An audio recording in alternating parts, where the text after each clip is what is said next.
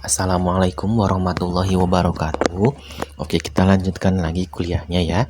Kuliah daring, yaitu pembahasan tentang estimasi dan uji hipotesis. Mungkin untuk pertemuan sekarang yaitu untuk estimasi dulu. Estimasi atau menaksir ya, penaksiran, teori penaksiran. Oke, ini ada sedikit quotes lah ya, sebagai penyemangat ya, gitu kan. Oke. Oke. Pertama yaitu estimasi rata-rata atau menaksir rata-rata. Gitu ya. Nah, rumus interval estimasinya yaitu seperti ini. Rumusnya ya. Nah, rumusnya yaitu X bar. X bar apa? X bar adalah rata-ratanya. Ya, ini rata-rata. Kemudian Z 1/2 alfa ya, tentunya pasti nanti terdapat tingkat kepercayaan. Kemudian sigmanya adalah simpangan baku atau standar deviasi dari populasi ya, populasi. Nah, gitu ya. Kemudian N adalah banyak populasinya gitu ya, banyak populasi. Kemudian sedangkan S ini apa? S adalah simpangan baku untuk apa? Untuk sampel gitu ya. N-nya juga, N-nya jangan tertukar. N-nya juga adalah banyaknya sampel. Gitu ya. Ini sampel gitu ya, banyaknya sampel gitu ya. Oke. Kemudian ada estimasi perbedaan dua rata-rata populasi. Oke, rumusnya seperti berikut. Nah, ini ya rumusnya ini gitu ya, dimana X bar 1 ini untuk rata-rata sampel pertama, X bar 2 untuk rata-rata sampel kedua. Contohnya seperti berikut. Seorang kepala bagian pemasaran melakukan observasi dengan mengumpulkan secara random 100 dari 400 pelanggan yang menggunakan kupon khusus. Oke. Misalkan ada populasi pertama. Itu misalkan rata-ratanya berapa? Besarnya belanja rata-rata dari 100 pelanggan tersebut. Ingat, ini 100 ya. Jangan tertukar dengan 400. Tapi ini 100. Berarti N-nya berapa? 100. S barnya 24,57. Kemudian simpangan bakunya bukan sigma tapi S. Kenapa? Karena sampel. 6,6 gitu ya. Oke, ini yang pertama. Untuk 200 pelanggan dari 900. Oke, berarti populasi kedua. X barnya berapa? Oke, N-nya berapa? 200 atau 900 N-nya?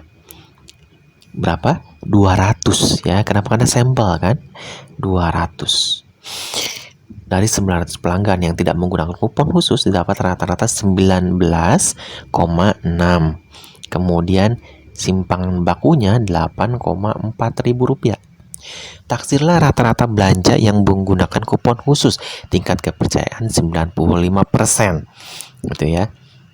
Kemudian estimasi perbedaan rata-rata belanja antara pelanggan yang menggunakan kupon khusus dengan yang tidak menggunakan kupon khusus, di mana tingkat kepercayaannya 90%. Oke. Nah, untuk yang pertama dulu. Untuk populasi pertama yang menggunakan kupon khusus, di mana X barnya adalah 24,57 kan, dan simpangan bakunya 6,6. Kemudian tingkat kepercayaannya 95%, sehingga alfanya itu 0,05. Jadi Z setengah alfanya adalah Z 0,025. Kemudian kita cari di tabel sehingga dapat 1,96 gitu ya. Kemudian estimasi taksirannya kita gunakan rumus ini. Nah, kita masukkan aja ke rumus ini angka-angkanya ya. Oke, sehingga didapat 23,91 sampai 25,23. Artinya apa? Artinya belanja rata-rata yang menggunakan kupon khusus yaitu antara 23,91 ribu rupiah sampai dengan 25,23 ribu rupiah gitu ya. Ini sampai dengan nah gitu ya. Nah, seperti itu. Kemudian yang kedua, Yang kedua yaitu perbedaan dua rata-rata populasi, yaitu yang menggunakan kupon khusus dengan yang tidak menggunakan kupon khusus, gitu ya. Nah, di sini ini untuk apa? Untuk kupon khusus ya, menggunakan kupon khusus. Kemudian yang populasi donanya yang tidak, gitu ya. Nah, dimana tingkat kepercayaannya 90%, sehingga alfanya itu berapa? 0,1, dan kita hitung Z setengah alfanya itu Z 0,05 di tabel berapa? 1,65, gitu ya. Dimana N-nya untuk kupon khusus itu 100, sedangkan yang tidak menggunakan kupon adalah 200, gitu ya. Sehingga setelah dihitung, gitu ya, sekitar 3,86 sampai 6,08, gitu ya. Coba disamakan benar gak perhitungannya ya. Berarti kalau salah berarti saya yang salah menghitungnya ya. Nah, artinya apa? Artinya ya, artinya yang menggunakan kupon khusus itu lebih banyak dibandingkan dengan yang tidak, gitu ya, dimana rentangnya yaitu perbedaannya antara 3.000 sampai 6.000 rupiah, seperti itu, gitu ya. Nah, selanjutnya ada estimasi perbandingan proporsi dari populasi, ini untuk satu populasi, gitu ya. Nah, jika proporsi tidak diketahui, ukuran sampel sekurang-kurangnya 100, ya. Ini kebanyakan ahli statistikawan yang menggunakan 100 minimalnya ya, sekurang-kurangnya pada saat akan menaksir proporsi atau perbandingan populasi. Estimasi titik atau taksirannya untuk perbandingan yaitu X per N, atau ini peluang, gitu ya, peluang atau P. Nah, gitu ya. Formulasi interval estimasi proporsinya yaitu X per N, peluangnya dikurangi Z setengah alfa, akar X per N, ini P, ini Q, gitu kan. 1 min P kan Q per N. Nah, ini banyaknya populasi atau banyaknya sampel ya. Kemudian kurang dari V, kurang dari penjumlahan, gitu ya. Contohnya, di sebuah kota terdapat 800 toko kelontong. Oke, diambil sampel sebanyak 36 toko. Dari jumlah tersebut 20 toko kelontong menawarkan beras impor dengan menggunakan tingkat kepercayaan 95%. Taksirlah proporsi toko kelontong yang menawarkan beras impor, kemudian jumlah toko kelontong yang menawarkan beras impor. Oke, yang pertama terlebih dahulu, proporsi toko kelontong, gitu kan. Proporsi toko kelontong itu berapa sih? Nah, yaitu peluangnya dulu ya, peluangnya dulu atau perbandingannya dulu. X per N yaitu ada 20 toko kan, per 36 sama dengan 0,56. Kemudian tingkat kepercayaan 95%, sehingga alfanya 0,05 dan Z setengah alfanya yaitu 1,96, gitu ya. Sehingga interval taksirannya adalah, nah gini ya, menggunakan rumus yang tadi, ini 0,56 dikurangi 1,96 akar, ini N-nya adalah banyaknya sampelnya kan 36 ya, gitu. Kemudian 0,4 sampai dengan 0,72. Jadi artinya apa? Artinya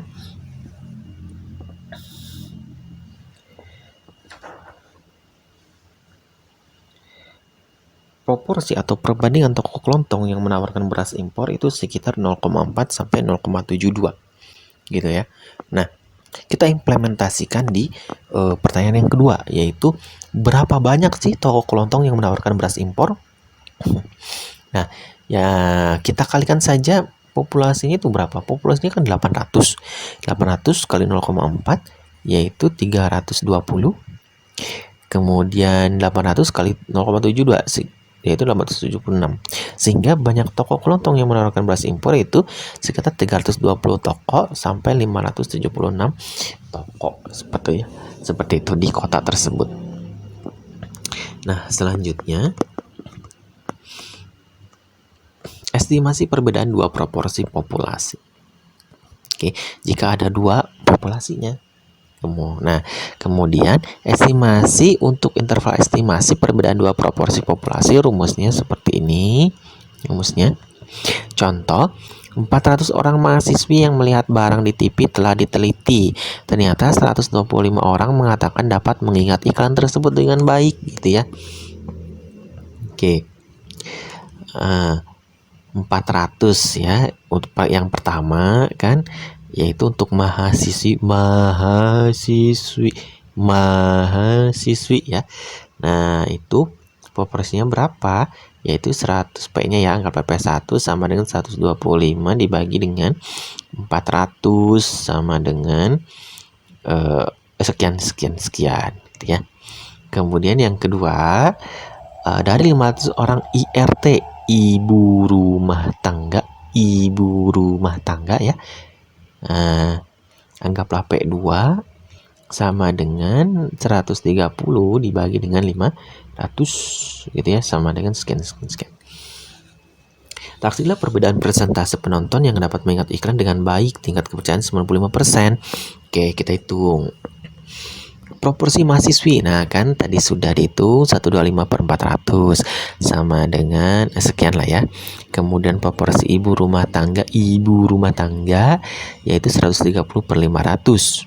Sehingga perbedaan estimasinya yaitu kita lihat selisihnya aja, yaitu proporsi pertama dikurangi proporsi kedua sekitar 0,525 gitu ya.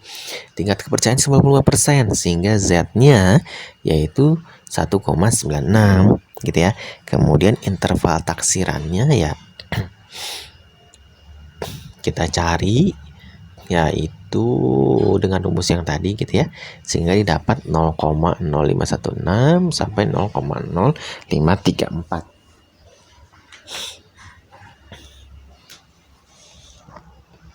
gitu ya.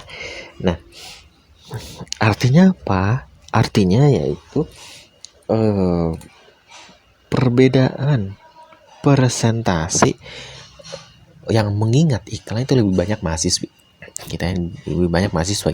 Perbedaannya sekitar 0,05 sampai 0,0534 ya.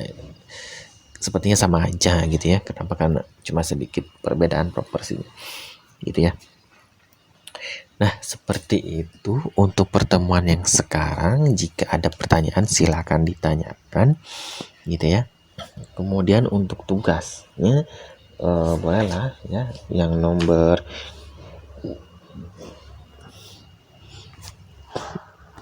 berapa ya, nomor